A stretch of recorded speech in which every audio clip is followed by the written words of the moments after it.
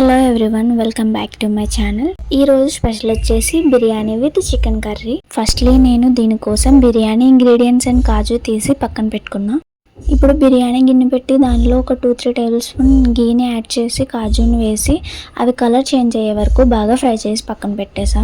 ఇప్పుడు అదే గిన్నెలో ఇంకొక 5 టేబుల్ స్పూన్ ఆయిల్ని యాడ్ చేసి బిర్యానీ ఇంగ్రీడియంట్స్ వేసి 2 మినిట్స్ పాటు ఫ్రై చేసా. ఇప్పుడు వాటితో పాటు ముందుగా ప్రిపేర్ చేసి పెట్టుకున్న వెజిటేబుల్స్ ఏవైతే ఉన్నాయో వాటిని అన్నింటినీ కూడా 1 by 1 యాడ్ చేసి ఒక 2 మినిట్స్ పాటు బాగా కలిపి వెజిటేబుల్స్ నుంచి ఆయిల్ సపరేట్ అయ్యేంత వరకు ఒక 5 మినిట్స్ పాటు మీడియం ఫ్లేమ్లోనే ఉంచి ఫ్రై చేయించాలి. ఇప్పుడు అల్లం వెల్లుల్లి పేస్ట్, 1 టేబుల్ స్పూన్ కారం, కొంచెం పసుపు, సాల్ట్ అండ్ కొంచెం మసాలా కూడా యాడ్ చేసి 2 మినిట్స్ పాటు ఫ్రై చేయించాలి.